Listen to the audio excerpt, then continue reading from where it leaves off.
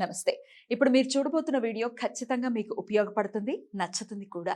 మరి మీకు నచ్చిన విషయం నాకు తెలియాలి అంటే ఈ వీడియోని మీరు లైక్ చేయాలి, షేర్ చేయాలి, అలాగే మన ఛానల్‌ని సబ్స్క్రైబ్ చేయాలి. మీ సపోర్ట్‌ని నాకు అందిస్తారు కదూ! ఓకే. ఇప్పుడు వీడియోని స్టార్ట్ చేద్దాం. నమస్తే.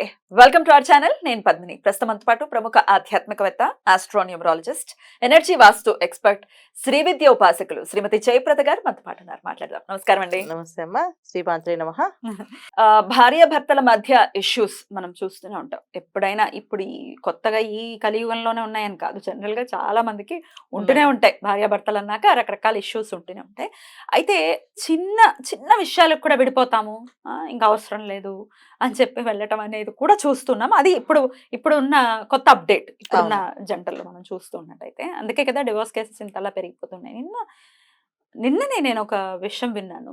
అమ్మాయికి భర్తతో కలిసి ఉండాలనే ఉంది. అత్తగారి ప్రాబ్లము. సో నేను కలిసి ఉండను, నేను బయటకు వచ్చేస్తాను, అత్తగారితో మాట్లాడొద్దు అని గొడవ. ఆ టాపిక్ మీద అస్తమాను గొడవ గొడవ గొడవ గొడవ. ఇప్పుడు బెడ్రూమ్ లోకి వెళ్ళారంటే ఇంకా ఇంకా తారా స్థాయిలో ఉంటుంది ఆ గొడవ అనేది. బయటకు వినపడుతూ ఉంటాయి. చాలా ఇబ్బందికరమైన వాతావరణం. ఓన్లీ వాళ్ళ న్యూక్లియర్ గా వాళ్ళే ఉన్నారని కాదు, పక్కింటి వాళ్ళకి వినపడుతుంటుంది, ఎదురింటి వాళ్ళకి, ఇట్లా అన్ని డిస్టర్బ్ అవుతూ ఉంటారు, అస్తమాను కొట్టుకుంటూ ఉంటారు. అసలు ఎందువల్ల జరుగుతుంది? దీనికి మీరు ఎనర్జీ వాస్తు ఎక్స్పర్ట్ కూడా, వాస్తు కూడా ఏదైనా రోల్ ని ప్లే చేస్తుందా ఇలా భార్యాభర్తలు కొట్టుకోవడానికి? దీనికి ఏంటి రెమెడీ అనేది ఒకసారి మీ ద్వారా తెలుసుకోవాలనుకుంటున్నాను. ఖచ్చితంగా. ఎందుకంటే అపార్ట్మెంట్స్ లో ఉంటున్నాం కనుక ఖచ్చితంగా అపార్ట్మెంట్స్ లో ఎనర్జీస్, నెగిటివ్ ఎనర్జీస్ ఉంటాయి. అవునా? ఎందుకంటే జనరల్ గా భూమి పూజ పూర్వం మనం చేసేటట్టుగా భూమి పూజ చేసేవని ద్రవ్యాలు, కొన్ని నవధాన్యాలు అన్ని లోపల కొన్ని వేసి ఈ సందర్భం అని చెప్పి మొత్తం అన్ని వేస్తారు అన్న. సో ప్రతి ఒక వస్తువు ఇంతకుముందు ఎపిసోడ్ కూడా చెప్పాను నేను. భూమి పూజ అంటే మనం ఏమేమి వేస్తాం భూమిలో అని చెప్పేసి. సో అలాగా అపార్ట్మెంట్స్ వచ్చినప్పటికి ఏమవుతుందంటే ఒక ప్లాన్ గీసేస్తారు, డిజైన్ గీసేస్తారు. జస్ట్ ఒక ఈశాన్యంలో ఒక కొబ్బరిగా కొడతారు, మొత్తం స్థలానికి ఒక గుమ్మడిగా కొడతారు, స్టార్ట్ చేస్తారు కన్స్ట్రక్షన్. సో కన్స్ట్రక్షన్ స్టార్ట్ అయ్యి ఎవరి ఫ్లాట్ వాళ్ళే ఎనర్జీస్ చేసుకుని వెళ్తారు. కొంతమంది ఫ్లాట్స్ గృహప్రవేశం చేయరు మోస్ట్లీ, ఎందుకంటే ఇంట్రెస్ట్ ఇవాళ రోజు భక్తి పూజ పునస్కారాలు తగ్గిపోయి చాలా అపార్ట్మెంట్స్ లో మేము ఎనర్జీస్ చేస్తుంటాం ఫ్లాట్స్ లో. సో ఇంటీరియర్ డిజైనింగ్స్ తో పాటు తీసుకుంటారు అనమాట మా ఫ్లాట్లు. అంటే మేము ఎనర్జీ చేస్తామంటే ఇంటీరియర్ డిజైనర్ తో మాది కలిపి ఉంటుంది. సో ఫ్లాట్ డిజైనింగ్ తో పాటు మేము పాజిటివ్ ఎనర్జీ కూడా చేసిస్తామండి అని చెప్తారు ఇంటీరియర్ డిజైన్స్ వాళ్ళు. ఓకే చేయండి అని చెప్పేసి. సో అలా చేయడం వల్ల ఏంటి బెనిఫిట్స్ అంటే వాళ్ళు ఏం చెప్తారంటే, మీరు దీపం పూజ చెప్పినా పర్లేదు సార్, పాజిటివ్ ఎనర్జీ ఉంటుంది ఇంట్లో ఎప్పుడు అని చెప్తారు. ఇంటీరియర్ డిజైనర్స్ కదా వాళ్ళు అది చెప్తారు. సో హ్యాపీ, అది ఇంకా బెస్ట్ కదా అని చెప్పేసి. అది బెస్ట్. ఇంకా ఇంట్లో పాజిటివ్ ఎనర్జీ కోసమేనా పూజ చేసుకునేది? మనకంటూ ఒక కృతజ్ఞత భావం లేదు? జనరల్ గా ఆలోచించే విధానం అలా ఉంది నాన్న. ఇప్పుడున్న కాలం అలాగే ఉన్నారు అందరూ. పూజ పునస్కారం అనేది ఒక టైం బట్టి చేయాలి, టైం ఉండదు. సో వాటికి ఒక ఆచారం ఉంది. ఆ ఆచారం మనం చేయలేము, ఫాలో చేయలేము. ఒకటి చేస్తే ఒకటి రాంగ్ అంటారు, దానివల్ల ఏదో ఇబ్బందులు వస్తాయి, దానివల్ల ఏదో పాపం తగులుతుందేమో, పుణ్యం రాపిన పర్లేదు పాపం తగలకూడదు అనే ఉద్దేశంతో మానేస్తారు. ఇప్పుడు ఇక్కడ ఏంటి రీజన్స్ ఏంటంటే, ఏమో పుణ్యం వస్తుంది దేవుడు అడుగు, మనం చేసే దాంట్లో కరెక్ట్గా చేయకపోతే పాపం తగులుతుందేమో, ఆ పాపం మనకి ఎందుకు మళ్ళీ స్పెషల్గా. సో అందుకని మానేస్తారు. ఇది ఒక విషయం మీద తప్పించుకుంటున్నారు, అలాగే తప్పించేసుకుని అయిపోతున్నారు. సో జనరల్ ఫ్లాట్స్ ఏంటంటే ఈ ఎనర్జీస్ లోపం ఉంటే ఆ స్థలంలో ఏదైనా రాక్షస గణాలు, పిశాచి గణాలు గోల కానీ, అంటే అస్థిపంజరాలు, స్కెలిటన్స్ బాడీస్ ఉంటాయి కింద, అలాంటివి ఏవైనా ఉన్నాయి అంటే ఖచ్చితంగా ఆ ప్లేస్లో negative energy. Wife and husband ఉంటే వైఫ్ అండ్ హస్బెండ్ ఇద్దరు కొట్టుకుంటూనే ఉంటారు. అది ఆ ఫ్లాట్ ప్రభావం అవ్వచ్చు. ఇప్పుడు ఎవరికైనా కొత్తగా గొడవలు స్టార్ట్ అయ్యి ఇంతమంది ఏమండి మాకు ఈ ఇంట్లోకి వచ్చే గొడవలు స్టార్ట్ అయ్యి అంటే అది ఆ ఇల్లు ప్రభావం. ఇల్లు ఖాళీ చేస్తే సెట్ అయిపోతారు. మేము అదే చెప్తాం, ఇల్లు ఖాళీ చేసేయండి, వేరే ఇంటికి వెళ్ళిపోండి. ఇల్లు కొనుక్కున్న ఇంటికి ఎనర్జీ చేస్తాం. సో కొనుక్కుంటే దానికి ట్రీట్మెంట్ చేస్తాం. ట్రీట్మెంట్ కంపల్సరీగా ఉంటుంది, ఏ ఇబ్బంది లేదు. కానీ రెంటెడ్ హౌస్ అయితే మాక్సిమం నేను వెకేట్ చేసుకొని చెప్తాం. ఎందుకు మనం రిపేర్ చేసుకొని బాగు చేసుకొని అంత అవసరం ఏముంది? అంత అవసరమే లేదు. హ్యాపీగా ఇంకో ఫ్లాట్ షిఫ్ట్ అవ్వండి, మంచి ఫ్లాట్కి. మీకు ఆ ఎనర్జీ అంటే ఇలా ఒక ఇందులో ఏం ప్రాబ్లం అంటే, అక్కడ ఒక నెగిటివ్ ఫేస్ చేసి ఇంకొక నెగిటివ్ ఉన్న ప్లేస్కి తీసుకెళ్తుంది. అసలు లేకపోతే బయటకే వెళ్ళనివ్వదు. కొంతమంది చెప్తుంటారు అసలు మేము ఇల్లు ఖాళీ చేయలేకపోతున్నామండి అంటుంటారు. అది ఇంకా దారుణం. అంటే జాతకంలో గ్రహస్థితి కొన్నా వీళ్ళు పిశాచ బాధపడాలని జాతకంలో రాసింది అనుకోండి, అసలు ఇల్లు ఖాళీ చేయలేరు. ఇంకా వాళ్ళు ఆ ఇంట్లోంచి బయటపడలేరు, ఆ ఇంట్లోంచి కలిసి రాదు, ఇంకా నానా రకమైన ఇబ్బందులు, అనారోగ్య సమస్యలు కూడా వస్తాయి. చాలా అనారోగ్య సమస్యలు ఫేస్ చేయాల్సి వస్తుంది వీళ్ళు.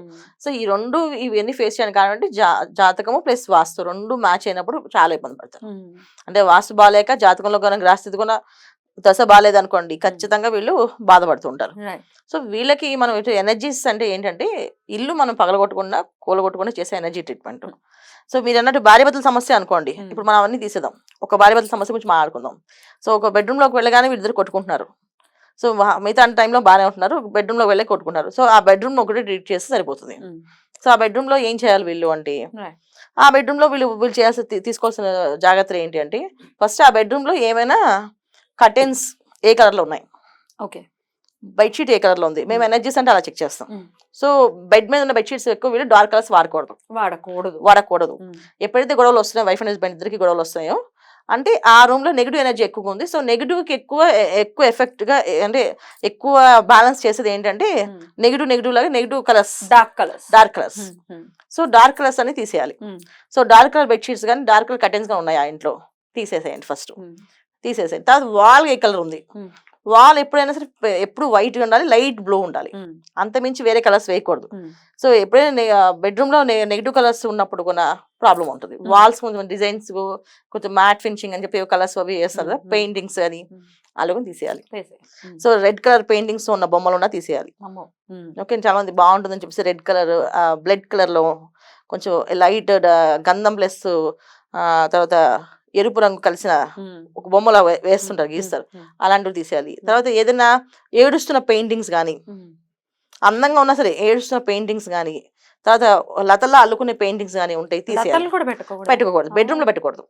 సో హాల్లో పెట్టచ్చు, లతలో అల్లుకునే పెయింటింగ్స్ హాల్లో పెట్టుకోవచ్చు. సో బెడ్రూమ్ లో ఉంటే ఏంటి కావాల్సిన, బెడ్రూమ్ లో కావాల్సిన లవ్, వాళ్ళిద్దరి మధ్యన మానసికమైన ప్రేమగా ఉండాలి, బాగుండాలి. సో అక్కడే ఫ్రెండ్షిప్ కాదు కావాల్సింది, ఇద్దరికి ప్రేమే ఉండాలి. సో అందుకని ఆ టైప్ ఆఫ్ పెయింటింగ్స్ కానీ అనేవి ఉంటే తీసేయాలి. సో బెడ్రూమ్ లో చక్కగా తూర్పు వాల్ కి చక్కగా రాధాకృష్ణుడు బొమ్మ పెట్టుకోవాలి. రాధాకృష్ణుడిది అంటే రాధాకృష్ణుడు ఉన్నదే మాత్రం పెట్టాలి. కృష్ణుడు పెట్టకూడదు, మళ్ళీ రాధ పెట్టకూడదు, మళ్ళీ వెంకటస్వామి లక్ష్మమ్మ ఏవి పెట్టకూడదు. ఒక రాధాకృష్ణుడు ఫోటో ఒకటే పెట్టాలి. పెట్టి ఆ ఫోటోని చూడాలి పొద్దున్న లేవగానే వీళ్ళు, ఆ విధంగా ఉండాలి. తర్వాత వాళ్ళ బెడ్రూమ్ లో నైరుతికి మంచం ఉంటుంది.